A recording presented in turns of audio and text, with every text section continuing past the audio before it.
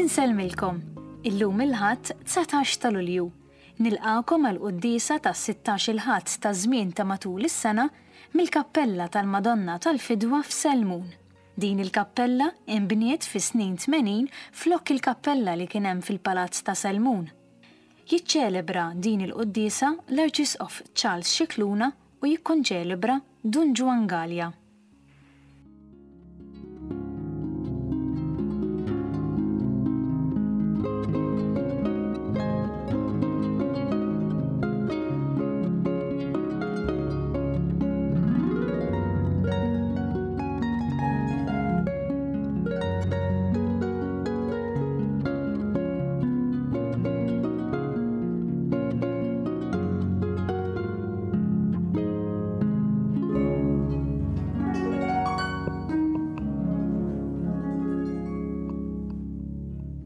Fl-isem tal-Missier u tal-Iben u tal-Ispiritu Santu.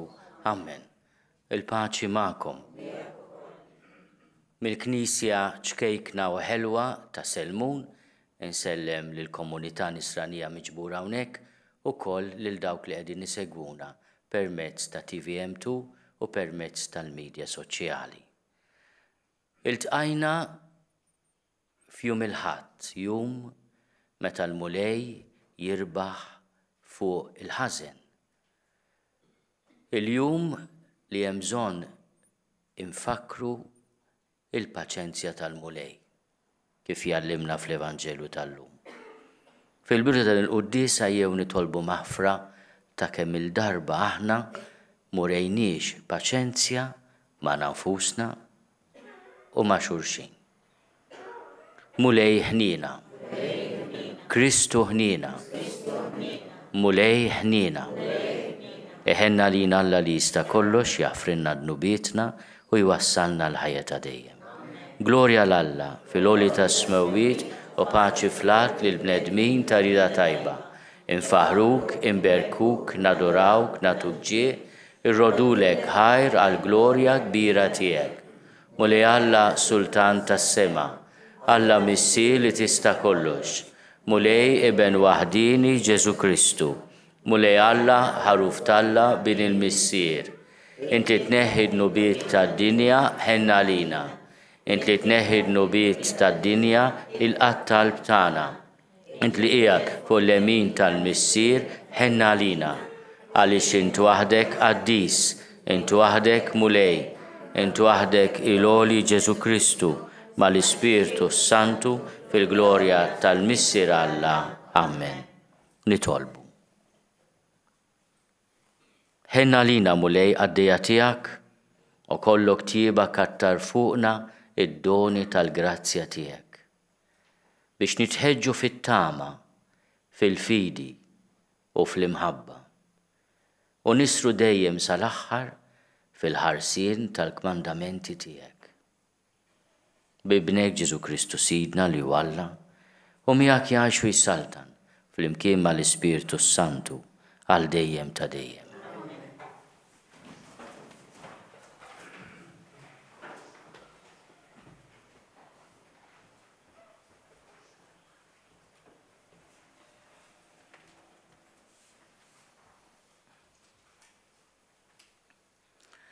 Qari mill-Ktieb tal-Erf.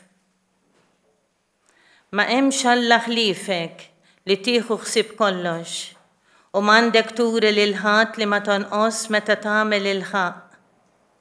Il-qawwa tiegħek hija għajn tal-ġustizzja u għax int sid ta' kulħadd inti kollox tagħder. Meta n-nies ma jemnux fil-milja tal-qawwa tiegħek inti turija u trażżan il dawk li għad jafuha u jitkabru miegħek. Għalkemm inti ssid il-qawwa, inti tagħmel il-ħaq bil-ħnina u b'kotra ta' tieba inti tmexxina.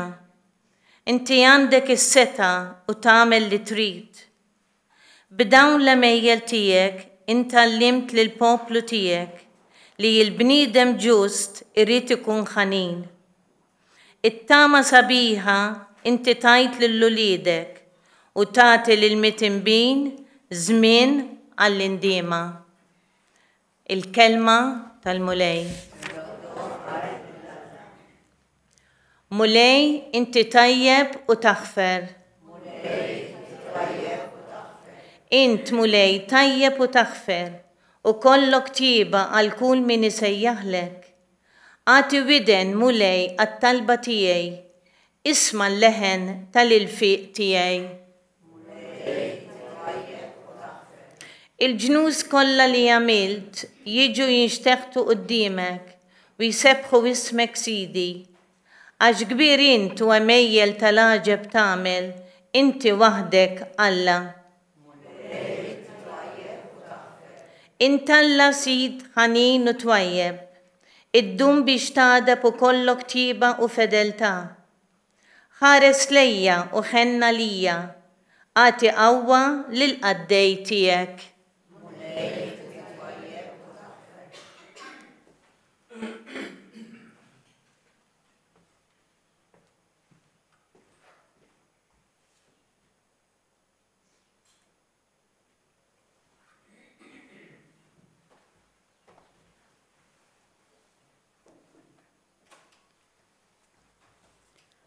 Qari mill-ittra ta' San Pawl Apostlu lir-Rumani. Ħuti, l-Ispirtu jgħinna fin-nuqqas ta' ħila tagħna, għax aħna anqas biss nafu x'għandna nitolbu kif imiss. Imma l-Ispirtu stess jidħol għalina bit-talb tiegħu, bit-tnejjid li ma jistax jitfisser bil-kliem. U dak li l-ħarsa tiegħu tinfet il-qlub jaf x'inhi x-xewqa tal-Ispirtu, kif bit-talb tiegħu jidħol għal qaddisin skont ma jrid Alla. Il-kelma tal-mulej.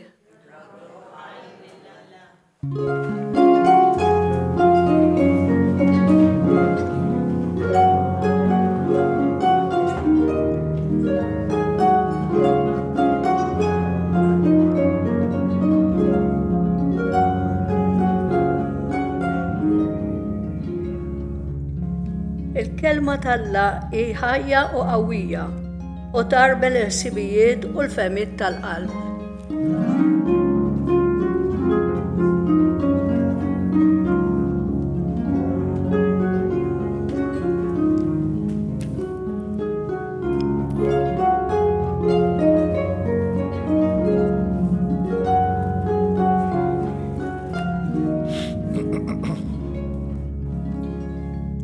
Il-mulej magħkom. Ikompli l-Evanġelju mqaddes skont San Mattew. F'dak iż-żmien Ġesu qal lin-nies din il-parabola. Is-salta ta' smewiet tixbaħ il-wieħed raġel li żera żerriegħa tajba fl-għalqa tiegħu.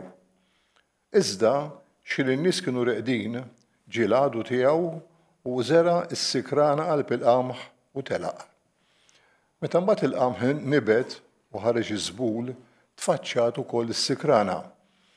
U resqu l-qaddejja fuq is-sit tal-għalqa u qalulu Sinjur, inti mhux żerriegħa tajba żrajt fl-għalqa tiegħek, mela dis-sikrana minn fejn ġiet? Iżda hu qalilhom, dil-biċċa għamilieli xi għadu tiegħi. Tridx immorru niġbruha qalu l-qaddejja.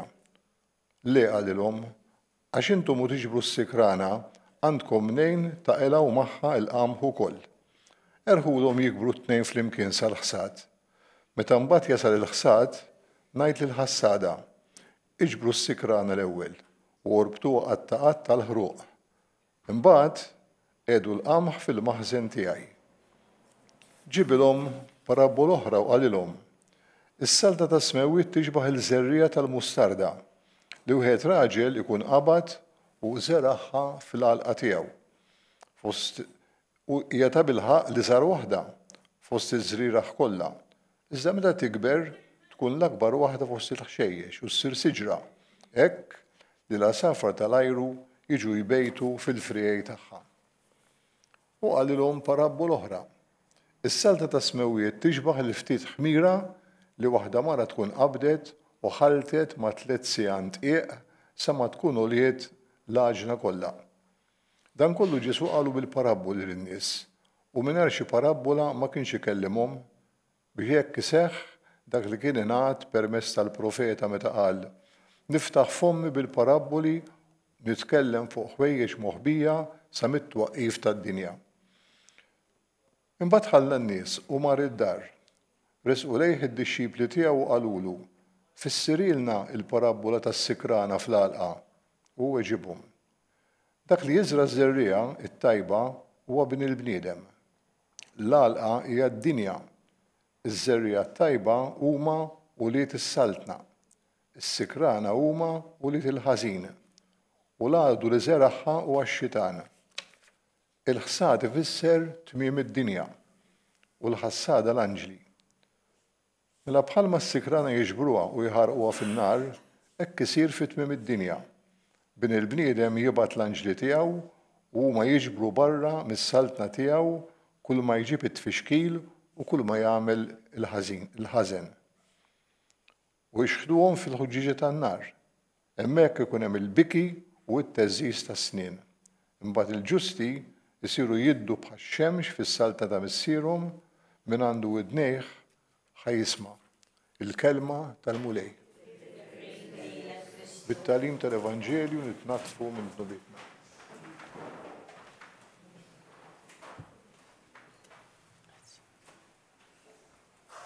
Il-Vanġelu li għadna kemm smajna minn San Mattew huwa Vanġelu pjuttost twil. Ġesu juża 3 tiġbijat.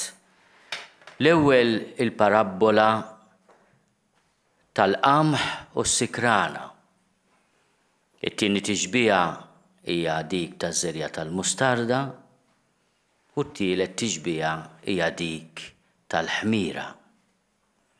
U permezz ta' dawn it-tiġbijat il-mulej qiegħed jispjegana x'inhi s-saltna tas-smewwiet. Ma ninsewx li aħna meta nitolbu t-talba li għallimna Ġesu bħalma nagħmlu pereżempju f'kull Quddiesa, nitolbuh dejjem tiġi saltnatek. U la tajjeb nifhmu x'qed jipprova jgħidilna Ġesu meta jispjegana x'inhi din is-saltna. X'inhuma 3 talimiet importanti li jixtieq jaqsam magħna Ġesu? L-ewwel waħda tiġi mill-parabbola tal-qamħ u s-sikrana. Tista' tinġabar f'kelma waħda: paċenzja.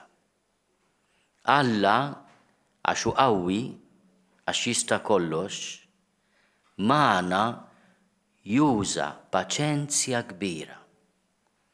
Fi żmien Ġesu ġa kien hemm min jaħseb li il-poplu Alla jrid ikun dak li qatt m'għamel ħażin jew inkella nies puri bla dnub u kienu għalhekk jiddisprezzaw lil min huwa dgħajjef u kienu jinsew id-djufija tagħhom stess. Kultant ikonna wkoll fostna min jaħseb li għax hu fi grupp se jsalva u l-oħrajn dubbien biex ngħiduha b'mod pulit. Ġesu ma jrid xejn minn dan. Kulħadd huwa midjun mal-ħnina ta' Alla u kulħadd jibbenefika mill-paċenzja tiegħu. L-Apostlu missielna San Pawl minnhom jistqar li huwa l-ewwel wieħed il-protos jgħid l-ewwel wieħed fost il-midinbin. Imma Alla wera ħniena miegħi jgħid biex hekk quddiem il-poplu quddiem sħabi tidher il-paċenzja kbira ta' Ġesu. Mela jekk il-mulej jieħu paċenzja bina, kif nistgħu aħna inċaħdu l-paċenzja lil xulxin? Meta jiena taqbiżli u nitlef il-paċenzja, nieqaf ftit u ngħid kemm kont ħmar, tlift il-paċenzja. Meta tieħu paċenzja, tgħix ta' nies. Darba t-tabib ta' San George Preka mar għandu d-Dr. Spiteri u għallu Sinjur, għallu ħan iżżewweġ, għallu tatini parir u Don George għallu ibni, mur id-dar li bnejtu. U fuq bil-blata ta' kull bieb ikteb 3 kelmiet: paċenzja, paċenzja, paċenzja. Mhux fuq il-bib tad-dar, fuq il-blata ta' kull bieb. Biex meta tgħaddi minn kamra għal oħra tiftakar li hemm bżonn tieħu paċenzja. Kien ħobb jgħid ukoll San George Preka, ġejna għal 4 ijiem biex nieħdu paċenzja. Paċenzja bil-mart, paċenzja bid-difetti u d-dnubiet tagħna, jew ta' xulxin. Paċenzja anke dak kollu li jista' jdejjaqna fil-ħajja. It-tieni tiġbija hija dwar iż-żerja ċkejkna tal-mustarda li Ġesu jgħid issir arbuxell kbir, kważi siġra, u anke la safar tal-ajru jistruħu fiha. Is-saltna ta' Alla tibda fiċ-ċokon, anke fil-ħajja tiegħi. Il-grazzja ta' Alla bil-mod tagħmel l-effett tagħha. U anke hemmhekk hemm ir-regola li wieħed jistenna, imma jistenna fit-tama. Hekk ukoll il-ħmira. Ftit ħmira tagħmel it-tella għaġna kbira. Dawk it-3 sijaan li jsemmi Ġesu tafu kemm huma 45 kilo għaġna. Immaġinaw x'qed jipprova jgħidilna bi ftit ħmira it-tella għaġna enormi. Hekk kienu jiżnu 3 sijaan. Il-mulej llum qed ifakkarna bħalma għedna u smajna fl-ewwel qari mill-ktieb tal-Erf li huwa qawwi jaf jgħadir. U li hu ġust huwa wkoll ħanin. Meta inti tiltaqa' ma' Alla ta' Ġesu Kristu, kif kien iħobb isejjaħlu Don George Preka, kif tista' inti taqta' jiesek? Kif tista' inti ma tiftakarx fil-paċenzja ta' Alla, tieħu paċenzja bik innifsek u paċenzja bl-oħrajn.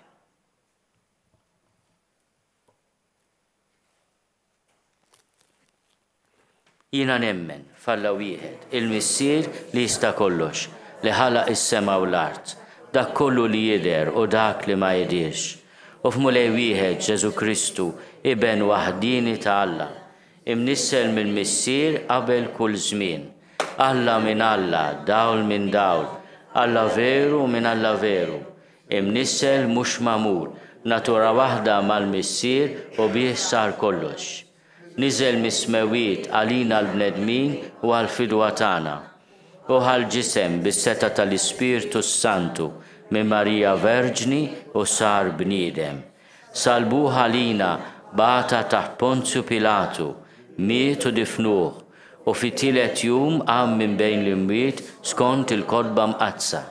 U tela s-sema u jgħat fuq il-lemin tal-Missier. U għandu jerġa' jiġi bil-glorja biex jagħmel ħaq mill-ħajjin u mill-mejtin. U s-saltna tiegħu ma jkollix tmiem. U fl-Ispirtu Santu mulej li jagħti l-ħajja li ġej mill-Missier u mill-Liben, li hu meqjum u mweġġa' flimkien mal-Missier u mal-Liben, u li tkellem b'fom il-profeti. U fi Knisja waħda Quddiesa Kattolika Apostolika nistqar ma'mudija waħda għal maħfra ta' dnubiet u nistenna l-qawma mill-imwiet u l-ħajja ta' żmien li ġej. Amen. Ejjew irresqu t-talb tagħna quddiem il-Missier, nirringrazzjawh tal-paċenzja li jieħu bina u bid-dinja u nitolbuh il-grazzja li nieħdu paċenzja bina nfusna u b'xulxin. Ejjew nagħmlu din it-talba ħerqana f'qalbna.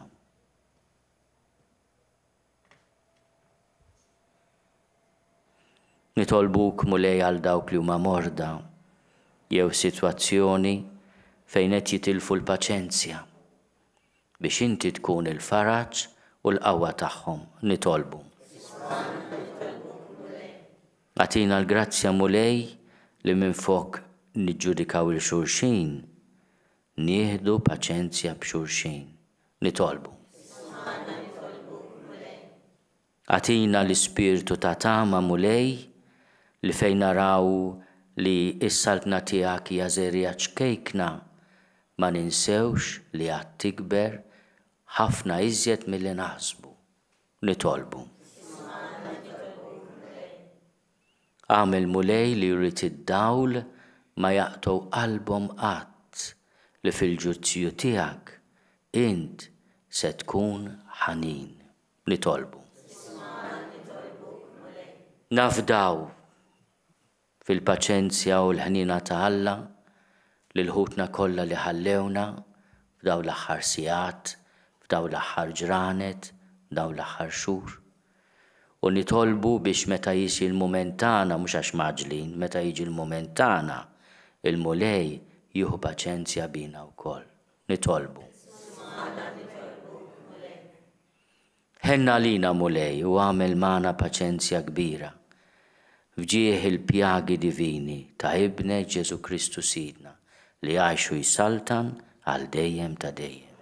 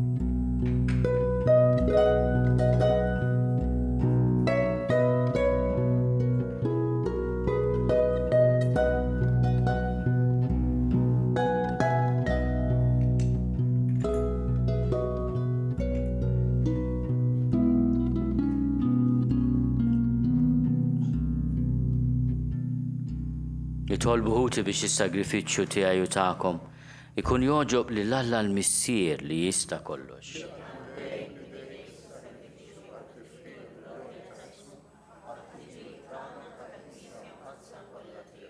O Alla inti ġbart u temmejt is-sagrifiċċji kollha tal-patt il-qadim fis-sagrifiċċju wieħed u perfett tal-patt il-ġdid. Ilqa' dan is-sagrifiċċju li sejrin joffrulek il-qaddejja tiegħek u qazzu kif qaddist dak ta' Abel biex l-offerta li fġieħ il-kobor tiegħek saritlek minn kull wieħed u waħda minna tkun tiswa għas-salvazzjoni ta' kulħadd. Bi Kristu Sidna. Il-mulej magħkom. Nerfgħu qlubna l fuq. Niżuħaj il-mulej Alla tagħna. Sewwa u xieraq tas-sew mulej missier Quddies Alla ta' dejjem li tista' kollox.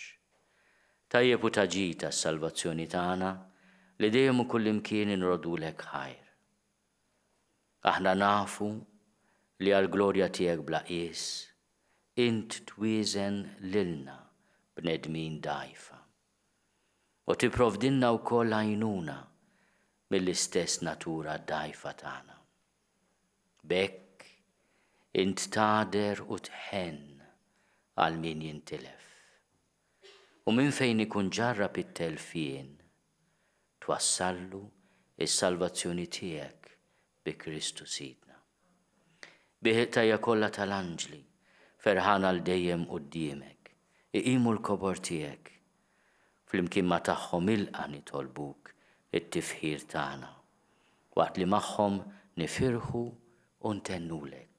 Quddies, Quddies, Quddies, mulej Alla tal-eżerċiti, ismewtu l-art mimlija bil-glorja tiegħek, osanna fl-oli tas-smewwiet. Imbirek minn ġej f'isem il-mulej, osanna fl-oli tas-smewwiet. Quddies tas-sewint mulej, inti lajn ta' kull qudusija. Quddies għalhekk nitolbuk dawn l-offerti bil-barka tal-Ispirtu tiegħek biex isiru għalina l-ġisem u d-dem ta' Sidna Ġesu Kristu.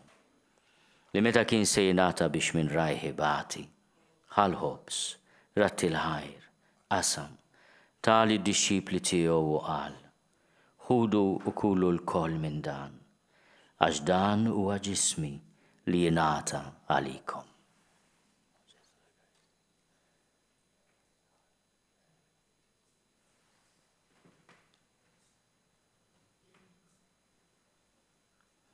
Ekku kol wara l-ikla ħal-kalċi reġa ratti l-ħajr, Tal id-disċipli tiegħu u qal, ħudu u ixorbu minnu l-koll, għax dan huwa l-kalċi ta' demmi tal-patt il-ġdid li jibqa' għal dejjem.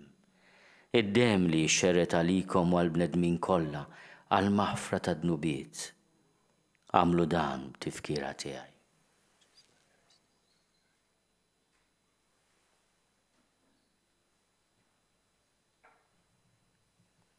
Dan u l-misteru tal-fidi.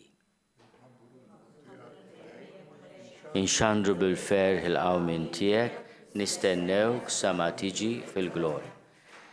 Għalhekk aħna u nagħmlu dan tifkira tal-mewt u l-qawmin ta' Sidna Ġesu Kristu. Nofrulek mulej il-ħobs tal-ħajja u l-kalċi tas-salvazzjoni. U nrodulek ħajra xoxbok tilqana hawn quddiemek biex naqduk. U miċ-ċokontana nitolbu li l-Ispirtu Santu jaqadna f'ġisem wieħed lilna li nieħdu sehem il-ġisem qudiem ta' Kristu. Ftakar mulej fil-Knisja tiegħek imxerda mad-dinja kollha. Wettaqa fl-imħabba fl-imkien mal-Papa Franġisku. Miegħi għaddej tiegħek mingħajr ma jistħoqli. Mal-Isqof Joseph li qed jgħinni, mal-Isqof Mario, mal-Isqof Maħtur Anton u mal-Ministri tiegħek kollha. Ftakar ukoll f'ħutna li raqdu bit-tama tal-qawmin. Ftakar fil-mejtin kollha. Daħalhom quddiemek fid-dawl tas-sebħ tiegħek. Ħenna lina l-koll nitolbuk. Għati lilna wkoll il-wirt tal-ħajja ta' dejjem. Flimkien mal-Verġni Mqazzom Malla Marija, mal-Arus tagħha San Ġusepp, mal-Apostli u l-Qaddisin kollha li jgħixu fil-ħbiberija tiegħek sa mill-bidu tad-dinja. Għamel li magħhom infaħruk u nsebħuk b'Ġesu Kristu ibnek. Bi Kristu, ma' Kristu u fi Kristu. Jingħata lilek Alla missier li tista' kollox, flimkien mal-Ispirtu Santu, kull ġieħu glorja għal dejjem ta' dejjem. Ejjew nitolbu kif għallimna u ridna nagħmlu li ben ta' Alla Ġesu għas-salvazzjoni tagħna. Missierna li inti fis-smawiet jitqaddes ismek, tiġi saltnatek, ikun li trid int kif is-sema hekk fl-art. Ħobżna ta' kuljum għatina llum, aħfrinna dnubietna palma naħfru l-minu ħati għalina. La daħalniex fit-tiġrib, iżda eħlisna mid-deni. Eħlisna nitolbuk mulej minn kull deni. Għatina fit-tiebu ħnina tiegħek il-paċi fi żmienna, biex inkunu ħielsa dejjem mid-dnub u mħarsa minn kull inkwiet. Aħna u nistennew u nittamaw il-għena u l-miġja tas-Salvatur tagħna Ġesu Kristu. Mulej Ġesu Kristu li għadt lill-Apostli tiegħek. Inħallilkom is-sliem, natikom is-sliem tiegħi.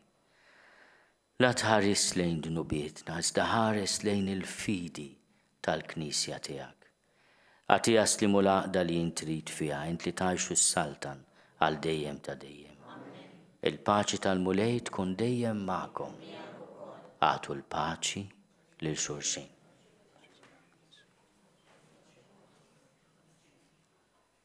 Il-ġisem fl-imkien mad-dem ta' Sidna Ġesu Kristu ikunu jiswew lilna li se nitqarbnu bihom għal ħajja ta' dejjem. Ħaruf Alla li tneħħi d-nubiet tad-dinja ħenna għalina. Ħaruf Alla li tneħħi d-nubiet tad-dinja ħenna għalina. Ħaruf Alla li tneħħi d-nubiet tad-dinja għatina. Mulej Ġesu Kristu bin Alla l-ħaj, bil-mewt tiegħek ifrit minnek il-missier u bil-ħidma tal-Ispirtu Santu, int tajt il-ħajja lid-dinja. Dan il-ġisem u d-dem għaddis tiegħek. Eħlisni meħtiti kollha u minn kull ħażen. Żomni dejjem fidil lejn il-kmandamenti tiegħek u tħallini qatt ninfiret minnek. Mulej Ġesu Kristu, nitolbok li din itqarbina bil-ġisem u d-dem tiegħek ma tkunx il-kundanna tiegħi. Iżda l-ħniena u l-paċenzja tiegħek tkun għalija l-ħarsien u l-fejqan ta' ruħi u ġismi.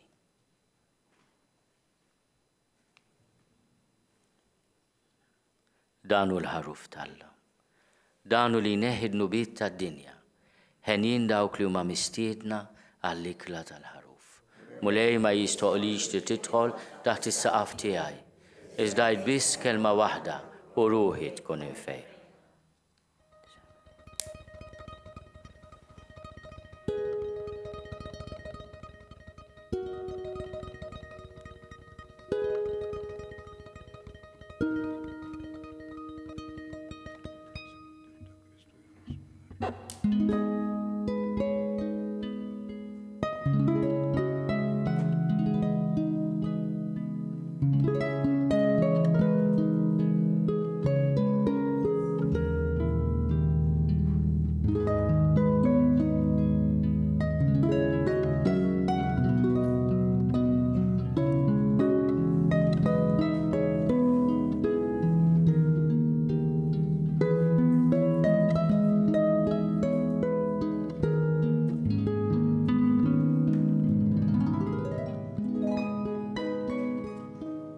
Nejdu flimkien it-talba għat-qarbina tax-xewqa. Ġesu, jiena nemmen li inti tinsab ta' bil-ħaq fis-sagrament tal-Ewkaristija. Irrid inħobbok fuq kollox u fuq kulħadd. Inti taf li nixtieq nirċevik ġewwa fija. Imma ġala darba bħalissa ma nistax nilqek ġewwa fija sagramentalment, nitolbok li tiġi fija spiritwalment. Ejja għandi Ġesu tiegħi biex jiena niġi għandek. Ħeġġiġni bl-imħabba għalik biex f'ħajti u f'mowti jiena nemmen fik, nitma' fik u nibqa' nħobbok għal dejjem.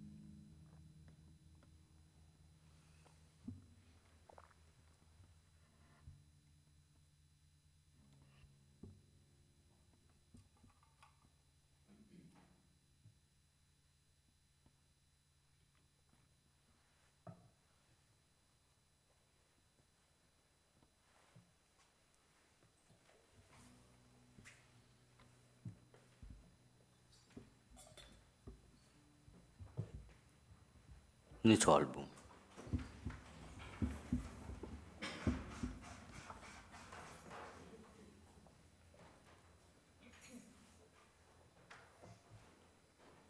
Iqaf bit-tjieba mal-poplu tiegħek mulej biex kif għarraftu l-misteri tas-sema, hekk ukoll tbedu mill-modi tiegħu u tagħtih ħajja ġdida bi Kristu Sidna. Nixtieq nirringrazzja lil Jacob Portelli li qed jakkumpanjana bl-arpa, nagħtuh ċabċipa u nagħmlu kuraġġ għażagħ.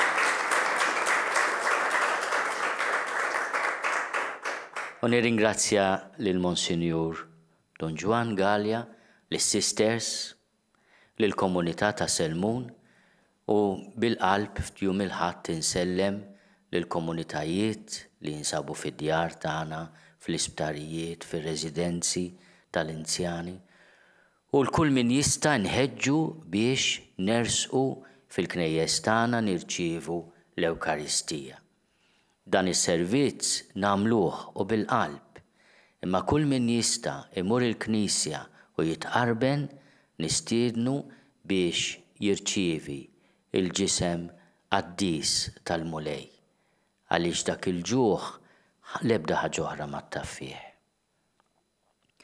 U nawguraw il-xulxin li l-ġimgħa d-dieħla nippruvaw nieħdu paċenzja iżjed bina nfusna l-ewwel u b'xulxin. Il-mulej magħkom, iberikkom Alla li jista' kollox, il-Missier u l-Iben u l-Ispirtu Santu. Morru fil-paċi ta' Kristu.